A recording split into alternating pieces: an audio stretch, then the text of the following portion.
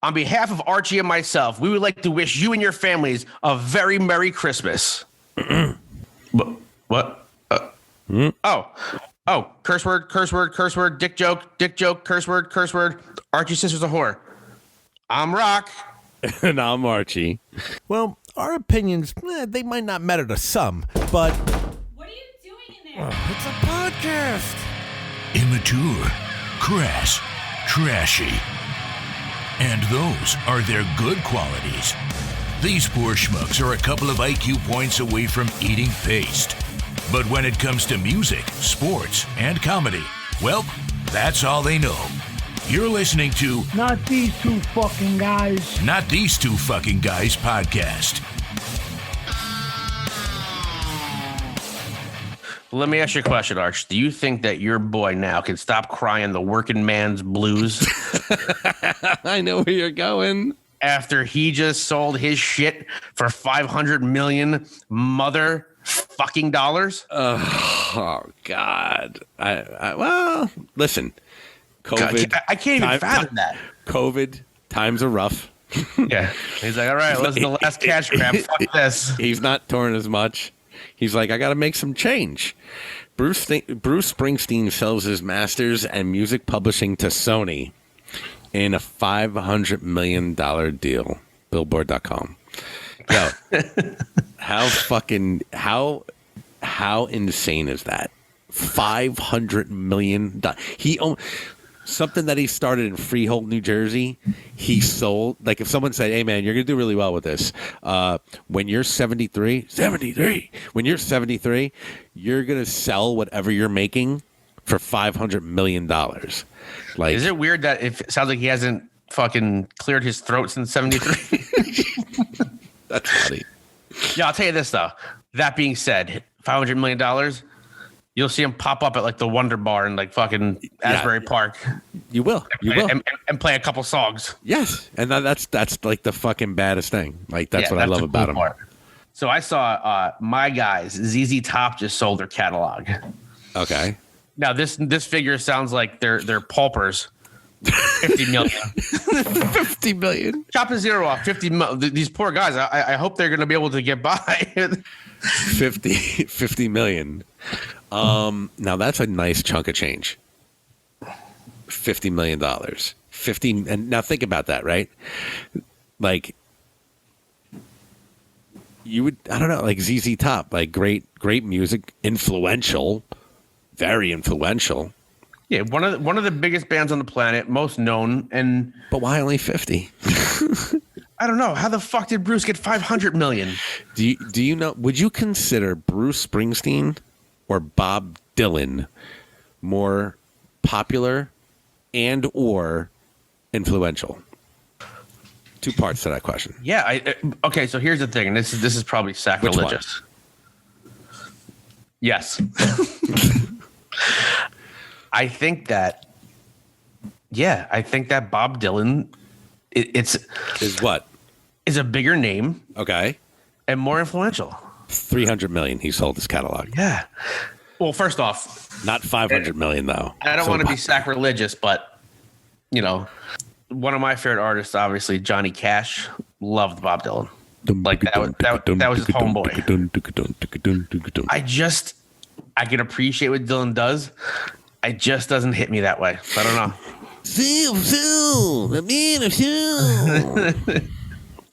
Was it Eddie Murphy doing Bob Dylan? Like, ew, bugs.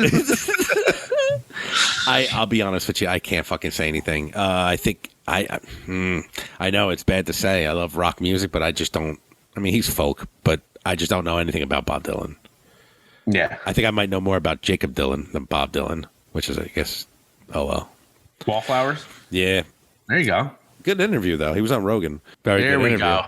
Very good. There interview. we go. Anybody that's on Rogan is A-OK to Archie's book. Hey, Harvey Weinstein, you fucking creepy fuck. No.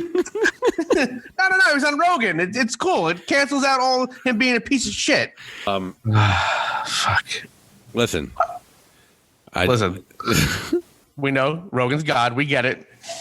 All Archie eats now is elk and fucking jalapenos. Go ahead. I've never had elk once in my life. Archie had COVID and drank horse cum to fucking overcome it. Nay. Fucking piece of shit. What do you do with 500 million? Your fucking grandkids couldn't spend that in fucking 2 lifetimes. I know. Isn't it crazy? I think he knows the fucking end of the world's fucking coming. He's like, you know what? I'm gonna cash in. Like you're on a hot streak at a fucking blackjack table, and you know what? I'm good. I'm gonna pull my chips back. I'll be at the cashier. You know that saying, you can't take it with you? Yeah. I would be like, the hell I won't. I would Hold my beer. I would strap that to myself, and like in my will, it would be like that needs to be like concrete duct tape to my bones. Oh my God. How much has he got on him? He's only got $250 on him just to get him through. Jesus Christ, dude. It's a lot of money, dude. A lot of money. Good for him. Yo, God Jersey boy. God bless him. Yo, Rocco. What's up, muchacho? Yo, Rock him, sock him. Yo, listen, I need you to talk about something real quick. And I'm not having this fucking talk again. I'm a little interested in this. Former teammates about to go down at UFC 272. Can you spit on this real quick? Yo, that's the fight she wanted. She told us when she was on here. Right? That was her fucking former teammate. Yep. Who are you talking about? Who was on here? I'm talking about former guest. None other than friend of the show, Maryna Moroz, going against her former teammate, Mariya Agapova. Jim Beef goes live. Yo, she said she wanted it on the show. Yeah. She got it. Well, apparently we heard from Maryna that Mariya was treating her like poo-poo. Yeah, not nice. Not nice in the gym. Which subsequently got Agapova kicked out of the gym for like erratic behavior. This is all, again, don't quote us on it, but these are the stories going around. But I think that this will be a great fight. When the bell rings. When friends have a falling out or former teammates fight, we'll fire up your ass. Oh, Jesus Christ. All right, so UFC 272. That's when it's scheduled for, according to MMA Junkie. Oh, speaking of former guests of the show, one of the ladies from our fucking hit squad, Charisa Sigala, got Fight of the Year. No? Yeah, bare knuckle Fight of the Year. Charisa Sigala and Taylor Starling. Well, that's the one we told you. That was the blood match. Go YouTube that fight and tell me that you don't want to watch bare knuckle fighting. Congrats on that. That was awesome. Watch that fight and try to fucking cut in front of her at the mall for a parking spot. Yeah, sure. I'm passing that spot by. Yeah, dude. So coming up, UFC 272. We look forward to that grudge match.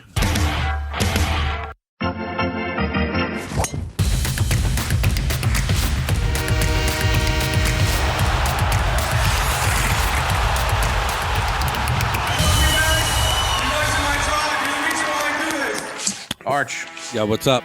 I'm excited tonight. Let's go. I have a chance right now to talk to one of my favorite fighters of all time. Very nice. The list of things he does now are pretty much too much to even say. I'll run through a couple. He's a BJJ black belt. He does improv comedy. He's a radio host. He's an analyst. He's a coach. He's on Dana White's Looking for a Fight series. But most of all, he's an MMA pioneer. Please welcome to Not These Two Fucking Guys podcast, Mr. Din Thomas. Yo. Wow, look at the intro. That was amazing. What's up, man? How are you? What's up, man? I'm great, man, and I appreciate the intro and all those kind words.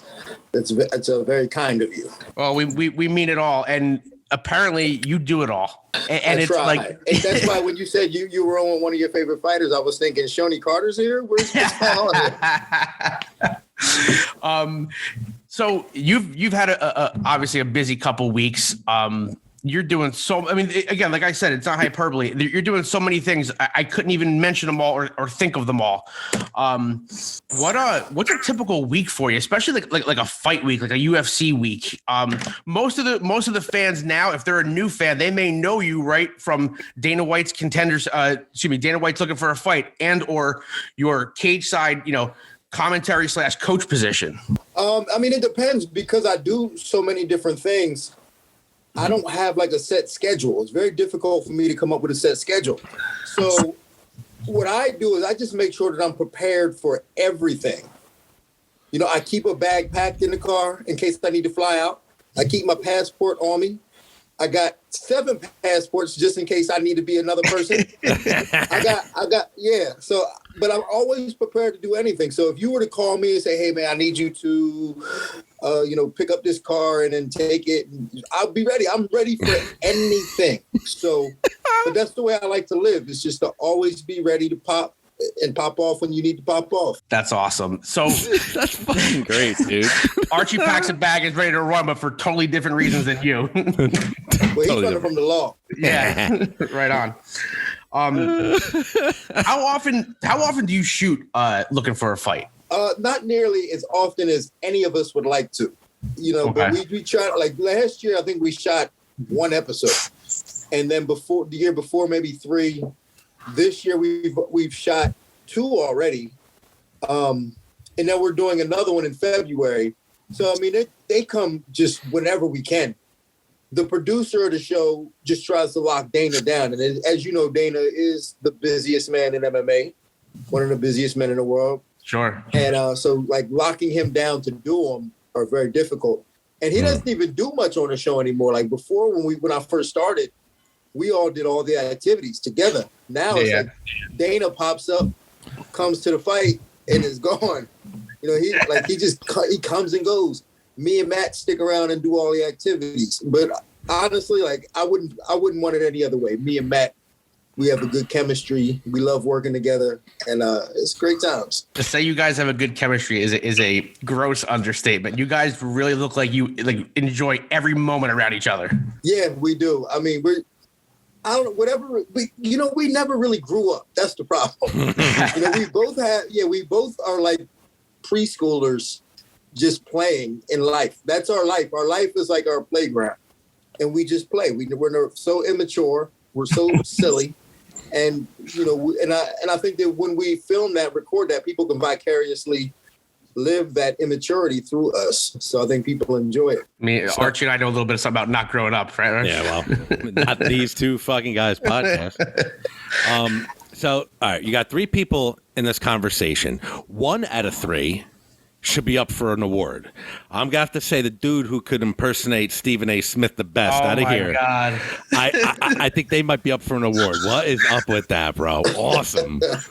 I mean, that started, King Mo helped me develop that character a couple years ago when he first did that boxing. And King Mo said, man, we should spoof that. Can you play Stephen A. Smith? And I was like, man, I've never tried it before.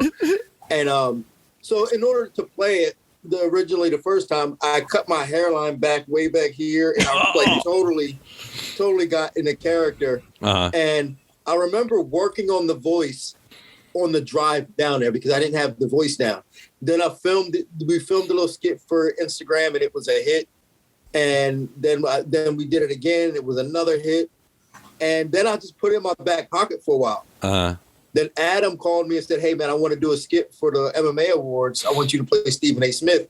I said, all right, deal. Yes. Give me a week. And then I worked on it for about a week. And then, bam, there it was. Definitely a lot of love on YouTube, man. You did a great job. Very funny. I mean, I got the greatest compliment today. And I think one of the most talented artists in mixed martial arts in terms of entertainment. That's Hanato Laranja called me and told me that I did a good job with that. So, and to me, he's a talented, funny man. So when he hit me up and said that, I was like, all right, yeah, that's my Oscar right there. 100%. And it's just like, there's so much that goes into impersonating somebody. It's not just like sounding like them or looking like them. Like you had like the mannerisms, like the little nuance of his voice. Like when you said Brandon Moreno, like the way you said it, like I was literally like dying laughing.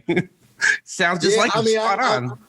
Yeah, I had to watch. I watched a lot. I watched him a lot, and then I just said, "All right, I got this guy." So talk about that. Talk about the improv comedy that you do, because that's like is that a new wrinkle in your game? Oh no, I've been doing improv for over 10 years now. Wow.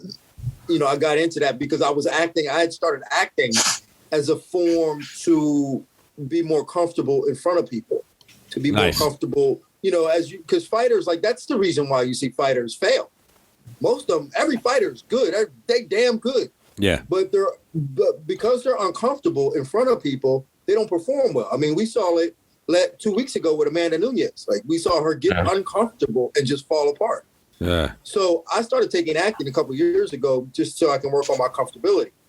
And then I was like, to be an actor, it's a lot of work and a lot of, memorizing lines. I was like, I really don't have time to do that. So, so how else can I get on stage and work a craft? Improv. You make it up on the spot. And that also helped me in other aspects of life. Again, I'm ready to say yes to do anything, anytime, because in improv, that's what it is. Yeah. You get on stage, you don't know what's going to happen, be prepared to fail, and do it anyway. And that's how I live my life. Now, that improv, right? What percentage are you relevant into it now? Like, what do you? I know you could take away from it with your interviews and shit. And how much are you doing of it now, though? Well, I haven't been doing it much because of COVID. So ever since COVID hit, like I was in 3 different improv troupes. 2 of them pretty much disbanded. One of them we were doing Zoom improv, for a while, and then now live shows are coming back. Now I'm so busy that it's been hard for me to get back with the group, but it's not dead for me yet. So I'm gonna still get back out there and work that muscle. If you said you're into this like 10 years, right? Mm-hmm.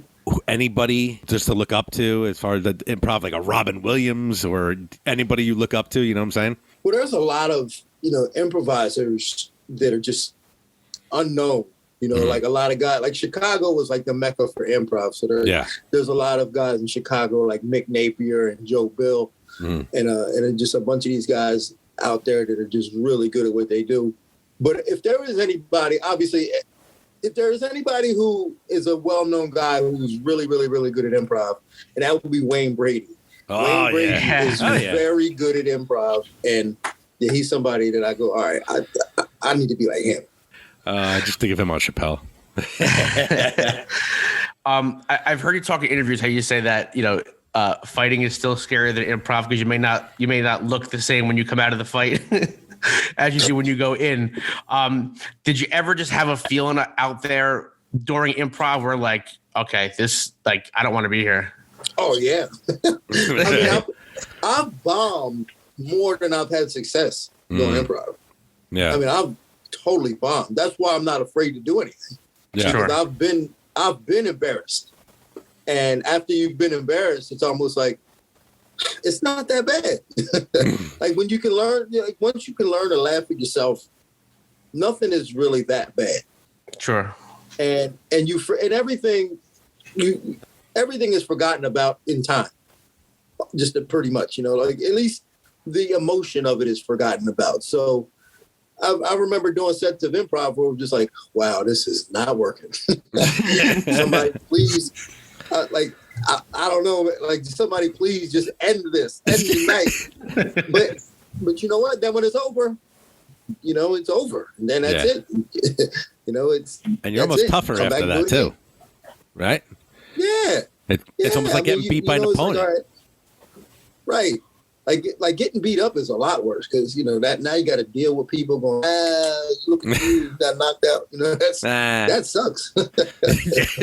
We had a comedian Mark Norman on, and he said that if you have to bomb. He's like, if you don't bomb, you'll never know what it's like to be successful or grow. You'll just stay in like your little box. Oh yeah. In fact, I remember doing an actual stand-up set with Adam Hunter in Vegas. And I did it before and it was great. Then I did it again and it bombed. And I was like, oh man, this what that feels like? I was like, oh, it's not like I got stabbed. No. So Archie and I we've been in a band together, better part of almost 20 years. And there's times we go out there and just like it's a bad show. Like crowd's bad, we're bad, we fuck up. The equipment's not working. And it's like we kind of do what you do. We just make fun of ourselves, basically. I'm like, all right, I'm not going to take this too seriously, But I couldn't imagine being up there myself, by myself, and doing that, having that feeling. Oh yeah, you learn to laugh at yourself much quicker when you're by yourself. But the thing is, that's great too. And I'm glad that you guys can relate to that and experience that because the radio, I do a radio show daily in the ESPN West Palm. And when things go wrong there, I'm like, man, who cares? But, the host of the show, my host, Josh Cohen, he's always like, upset and frustrated. And I'm like, dude, it's one show. Who cares if the mics don't work? Like, who cares if this didn't work? It doesn't matter, man. We'll do a better show tomorrow. Yeah. That's just the way I live my life, man. Like, well, if something doesn't work, that's fine. I'll just come back and do it again tomorrow. So you're involved in a bunch of different mediums. I know it would probably be hard to say what's your favorite or what you look forward to, but I still can't wrap my head around your lifestyle of the obligations you have as radio host, being an analyst, doing other stuff, improv comedy. For me, someone who's always been on a regimented schedule of like, get up, go to work, do this, do that, play in a band, but like every day can be different for you then. Yeah, every day is different for me. It really is. It really is different. Some days I've been having these issues where I've been waking up not knowing what city I'm in. And that happens. Like I wake up and look around, and if it's dark, it takes me a minute to figure out where I'm at. And then when I figure out where I'm at, then I go, oh, I'm doing this. Like I'm in Vegas. Oh, I'm working the fight this weekend. So sometimes I have no idea where I'm at. I was, I woke up in like Chicago a couple weeks ago thinking like, what the hell am I doing here? Minus the hangover? Yeah, exactly. Yeah. Does any of this, I mean, there's got to be stuff that this stuff has to overlap though, where it's like, okay, well, I can't do this. I'm doing unfiltered or I'm doing, X, Y, Z. I mean, there's got to be some stuff that, as hard as you try to make it fit in your schedule, it's probably impossible, no? Not really. I mean, only a couple of times where like I had, opportunities to go to fights and didn't do that because I had to work the desk. Or a couple of weeks ago, I was supposed to work the desk, but we filmed Looking for a Fight. So I called them and said, hey, we're filming Looking for a Fight. They're very understanding of that. And then they go, okay, well, how about just doing the show next week? And I was like, that's perfect. So nothing really overlaps. And I try to do as much as I can. But it's all to me, it's all in the same spectrum of doing things. Like it's studying fights. It's talking about fights. Yeah. It's being in so like everything that I do, or just being me. So like even when I'm on the radio, I'm just being me. Sure. So everything is still kind of related. So I don't have to do too much. It's just be ready to express.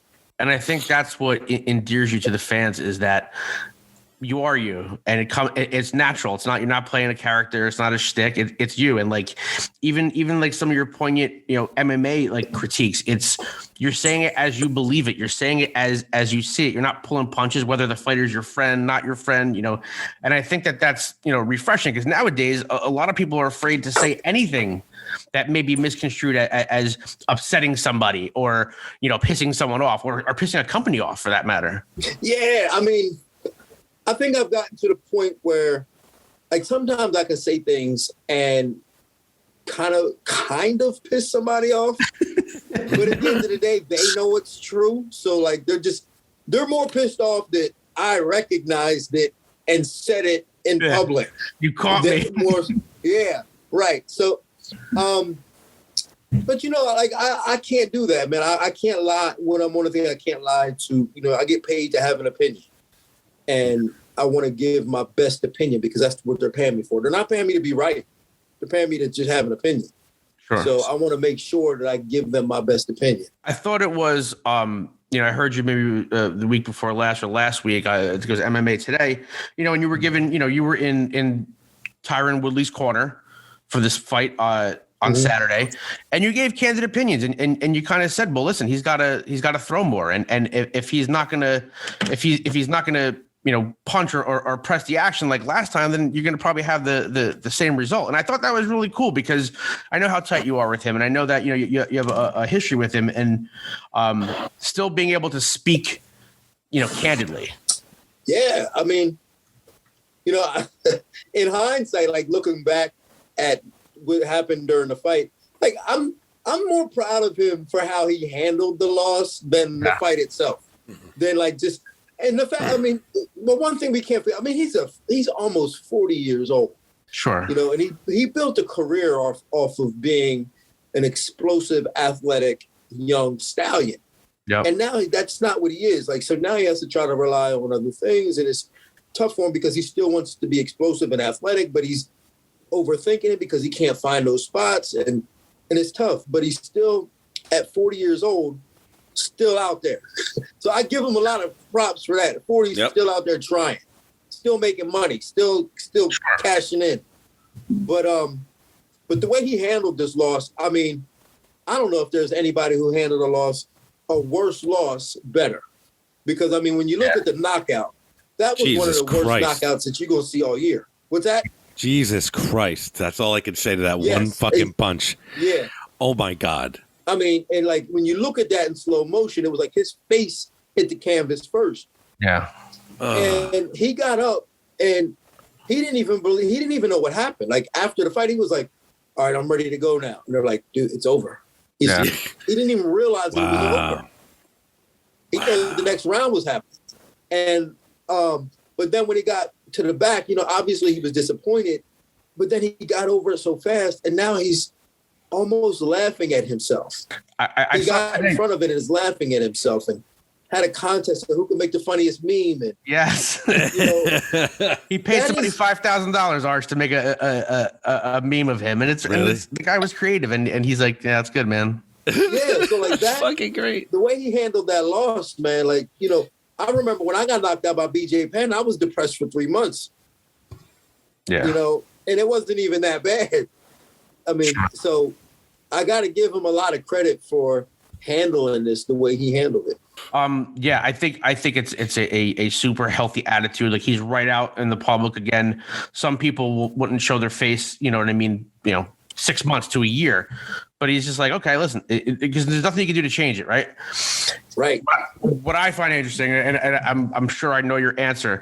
Do you see all the comments and fans that think they saw Jake Paul twist his glove, and that was I don't know how you could watch that and think that was somebody taking a dive. Like my own son said it to me. He's like, hey, Dad, was that real? That was real. Man. It was fake. I'm like, trust me, it wasn't. Like, I know how bad Tyron wanted to win. Sure. I know how stressful it was, you know, in camp, him cutting weight. Like, if it was going to be rigged, like, you don't do it, you don't go through any of that, you know? Nah. So 100% that was real. For all the people who think it was fake, they're just in denial that Jake Paul can fight. Yeah. And I think that's the thing that gets lost in it too. And that's why I don't think it's an embarrassment for Tyron whatsoever, is that people don't, I'm not saying Jake Paul is going to be maybe a boxing champion, but he's got power. He's got skills, and people, because he came up from a YouTube background, don't want to legitimize him. Yeah, that's what it is. Like, because he came up from that background, no one wants to give him his credit. Yeah. But everybody came from somewhere. You know, like everybody started somewhere. Like, I'm sure if we looked at old pictures of you back in middle school, I'm saying you probably, you know what I'm saying, you was probably a nerd too. Like, we all came from somewhere that we're probably a little bit embarrassed about, but I mean, just because he came from Disney doesn't mean he wasn't a good athlete or probably even a problem child. But yeah, I got to give him his props, man. He's changed the game, you know, forever. He's changed the combat sports game forever. Like, being at that event was like I've been going to events for 25 years, and I've never been to an event, a fighting event, anything like that. Really? I mean, it felt like I was about to watch the Jonas Brothers perform. Oh my goodness. Okay. All right. Gotcha. Yeah. Interesting. It's. I mean, if you just saw all the shit that happened in the crowds, spectacle, the Island Boys, with Nate Diaz making that other MMA fighter flinch and drop his beer. George Masvidal. Almost slapping, you know, a kid pushing him trying to slap the kid. Like, it had to have been a huge spectacle.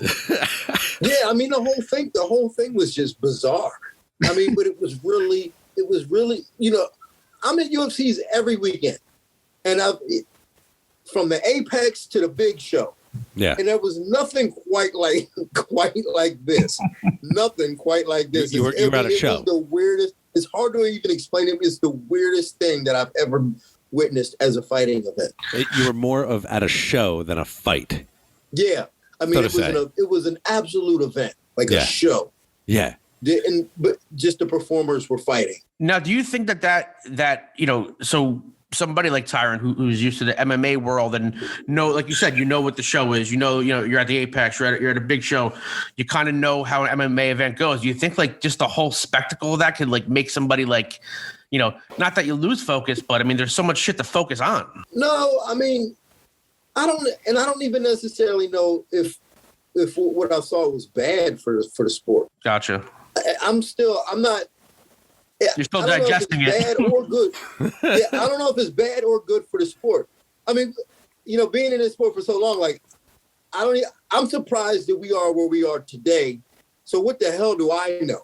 Yeah. I got in it when I thought it was just going to be banned, and we were, so now like here we are on, ESPN and these major networks, and Conor McGregor is the richest athlete in the world. It's like, what the hell do I know? So I don't know if what we saw with that whole spectacle is good or bad for the sports, but I do know that combat sports is growing and people are accepting it. Yeah. And that has to be good for everyone involved. So this part of you like, damn, man, when I broke into this, I was fighting, the best of the best, the Jens Pulvers, the BJ Penns, Carl Uno, like that kind of stuff. And those guys were all like, killers. And that's a time, that you were coming into your prominence. I mean, I think now, and I'm nothing against the UFC. It's just grown so much that I don't know that the regular rank and file caliber fighter was up to what the standard was then, with no disrespect to the fighters on the roster, obviously. No, I mean, it's tough to say. I mean, the fighters nowadays, well, you know what I think too is that it was easier to be really good back then. Okay. Because no one didn't have the access to train as they do now. So at the bottom of the barrel is very deep nowadays. It's very deep at the bottom. So like there's so many guys that you have to get past. Then once you get, but for us, me, Jen, like I was fighting scrubs, so like it was easier for us to be good. Gotcha. Because, everybody else was a scrub. But nowadays there's a lot of, that bottom pack is pretty tough, man. Like, and plus with so many different arenas of combat, like the grappling events and, and just the wrestling, the prominence of even wrestling, I think is probably bigger now than it was then. There's just a lot more athletes, and the talent pool is bigger. So I know that you've said time and time again, once you stop, I'm never going back. A hypothetical, a company like Triller or Triad Combat, whatever it may be, says, "Hey, we're gonna make that fight with you and Ricardo Mayorga, and we're gonna throw a shitload of money at you." Would that motivate you? I will fight. There's one organization that I will fight Ricardo Mayorga in. One organization, and I will fight him in that tomorrow if they offered us a fight. That's combat grappling. Okay. All right. Yeah. Fair enough. I will fight Ricardo Mayorga in combat jiu-jitsu. All right. Fair enough. If he wants it. Sounds like an invitation to me. I don't know. That's it. Make it happen, March. Make it happen. Yep. You talked about how, guys may either a backup plan or a plan B. And you said that to have a when I'm done plan. And it seems to have served you well with all the endeavors. Did you ever think that you'd be doing this many things? No, I didn't. But I've sort of parlayed, my skill set into some sort of value that's allowing me to do these things. And part of the reason why is because I'm done fighting. Right. So when I was done fighting, I took my energy that I was using to train and become a better fighter, I put that into this. So now I'm training my muscles here because I'm not going back. And I think that's the reason why some people can't have a good afterlife, because they spend so much time in the gym training. Like I look at everybody's Instagram, all these retired fighters, and they're still training like they have a fight coming up. And I'm thinking, they love training, but if I'm going to train, I'm going to fight. Yeah. So I'm not going to train because I'm not going to fight. I'm going to work on what I need to work on in order to survive and eat now. not what I was surviving and eating on 5 years ago. Yeah. Wait. So real quick, about 4 months ago, we had Babalu on, and he talked a lot about mental health, which is pretty big deal for this. And we want to hear about the bike ride you did across Florida. Well, yeah, that's good. That's great because I have another one coming up. Not for mental health this time. Okay. But I did it for mental health a year ago, last January. Yeah. And I wanted to, and this was like about the time where like everybody was starting to talk about mental health a lot more. And we kind of stopped, but I think we need to continue to talk about it and continue to have these conversations because it's an important issue, especially in the MMA community, because there's so many different causal factors. And then being in MMA, we try to use MMA as an outlet to heal mental health, but it doesn't. It only hides it. Then it comes back out, and compound that with getting hit in the head and CTE. When they're done, it makes it worse, which is why we see so many different problems with guys. But I think the initial causal factor is that, a lot of guys and women, men and women get into MMA because they have mental health issues. They're not healthy mentally because of their childhood. They have unresolved issues. So then they get into combat sports and it masks it for a while. And then we get in the sport and then we're surrounded by other people with mental health issues. And we think it's normal because we're so conditioned to dysfunction.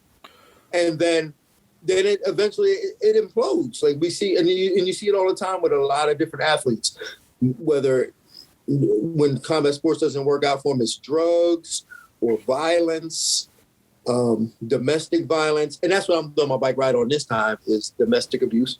But but the mental health issues come back. It manifests itself in like I said, in outside violence, outside the cage, drugs, all kinds of substance abuse issues. Yeah. But we have to talk about this because there's so many guys that aren't healthy in this sport. Sure. And it doesn't get talked about enough until it's too late, until this guy gets arrested, until this guy overdoses, until this guy or this girl, screws up majorly. Yeah, I agree with you, and that's the part of combat sports that I think people tend to forget about quickly. After the fighter may be out of the limelight, they're not out there battling, to entertain people. It seems like they've unfortunately may get forgotten about. Oh yeah, and that's what happens too. Is that these guys they have mental health issues, but it's all it's hidden underneath because they're stars for a while, and then when it's gone, this sport is brutal and it's unforgiving. And once you're no longer in the spotlight, I mean, we see it with Conor McGregor all the time. Conor's going for a week. Somebody else does something good. What does Conor do? He'll get arrested just so he can get some attention. He'll be on the internet talking trash just so he can get some attention. But that's Conor. But all the other fighters that were big at one point, and then now they're stripped of that. They're stripped of their identity. Yeah. And now they don't have their identity. Their mental health didn't get better. And now that's why they're, acting out. And it's a sad thing. And I wish there were programs for fighters to help deal with this, So maybe that's something I can do in the future is develop some sort of program to help coach fighters to have an afterlife. That would be awesome. When and where is this bike ride? Oh, so I'm doing my bike ride. We're doing the same route. So what we do is we do the Florida Coast to Coast Trail. Okay. And that's it's a trail that goes from Titusville on the East Coast all the way to St. Petersburg on the West Coast of Florida. It's about 250 miles. Last time we went from Titusville to Clearwater, which is about 210. But I think this time we're going to do the whole 250. So very nice. Whew. How long? What do you think? Hey, it's rough. Hey, listen, you hit about mile 40, I'll be like, man, what the hell am I doing? How long? I was driving 40 miles. Yeah. How long will this take you? About, do you think? It'll be about 2 days. Okay. You know, last time it took us 2 days. And I don't try to do it fast, kill myself. We go at a nice decent pace. We stop and enjoy the sights. We get lost. So but now we know the route a little better, so we probably won't get lost as much this time. So it should take us still about 2 days to complete it. We're Rocco and I are from Bloomfield, New Jersey. We're located not too far from Newark, New Jersey. I don't know if you're familiar, but there's a dude that we grew up with. His name, shout out to a dude named Mac Hippolyte. He rode his bike from New Jersey to Florida for St. Jude's. Yeah. And then the next year, goodness. And then the next year, he rode Bloomfield, New Jersey, to the Golden State Bridge. Oof. What the fuck? That's crazy. Yo, it got to a point where like All for charity. He sent out a link, right? He sent out a link, and we were following him through day by day. It got to a point where you fucking forgot about him for like 2 weeks. Like, I don't even know where he went. Where is he? Next thing you know, he's in fucking Nebraska somewhere. Like, it was insane. But that was all for charity. St. Jude's.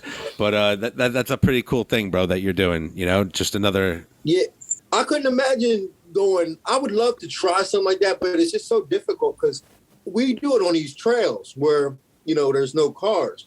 But whenever there are spots where we have to ride with cars, like I just don't trust cars. Yeah, I'm with you. Because people are not paying attention. I mean, it's pretty scary. And not only that, but just people are assholes too. Like they intentionally try to scare you. Yeah. They'll ride by and yell stuff out the window. And I'm all freaked out because I'm trying to be in the zone. They'll yell out, ah! And I'm like, ah! It's awful. And Mother Nature, man. Mother Nature. Don't forget about Mother Nature. Oh, yeah. The wind.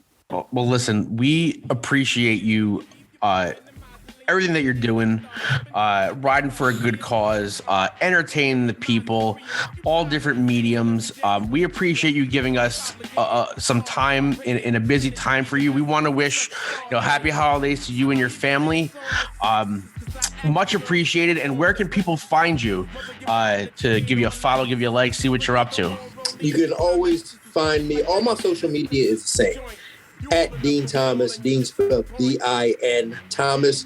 Find me on there, or you can listen to me daily on ESPN West Palm. You just go to the ESPN app, and you can find us on there. Josh Cohen and the home team, and or just look for me at the UFC. You'll find me somewhere. If you look around long enough, you'll see me somewhere. You don't need to look too hard to find him. Yeah, I'm always popping up in places I'm not supposed to be. I hope you get to chill in West Palm for a minute. Because that's nice over there. Me too. It's nice over there, bro. All right, brother. Thank you so much. We really appreciate it. And thanks for the time. All right, gentlemen. I appreciate you guys. Anytime. We'll talk to you soon. The great Dean Thomas. Happy holidays, man. Peace. Take care.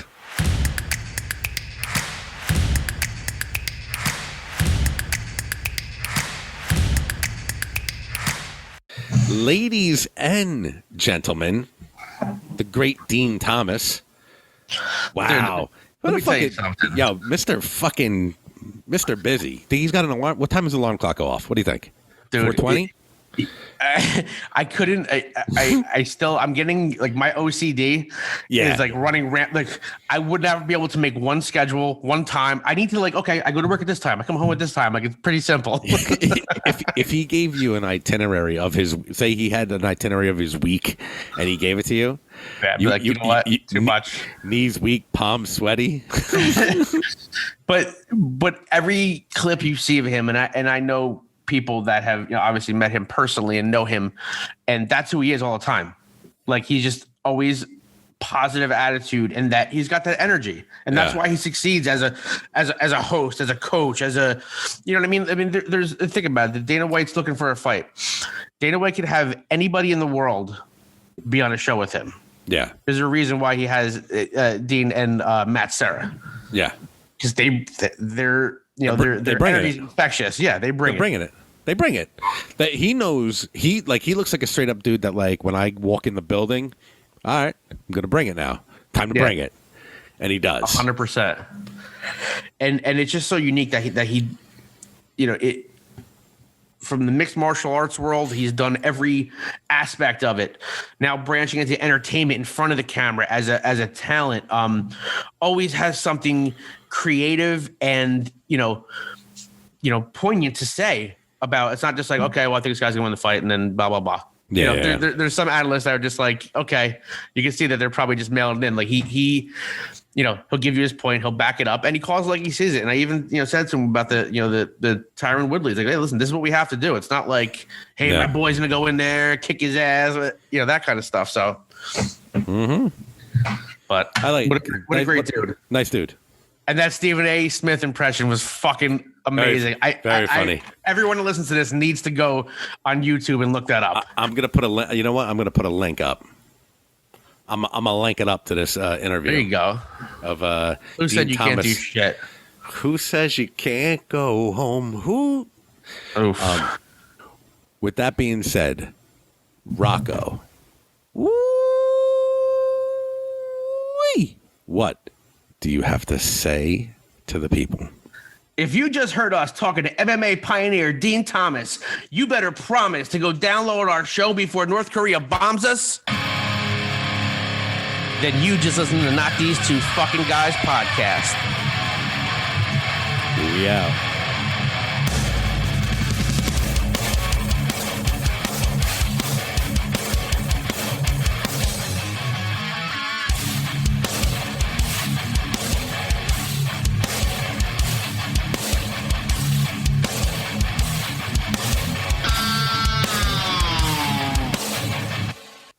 Let's knock it out. It's all on one thing. You fucking I can smell that. Was that fucking General Sow and fucking Gentleman Jack. I call it a Gentleman Sow. what the fuck?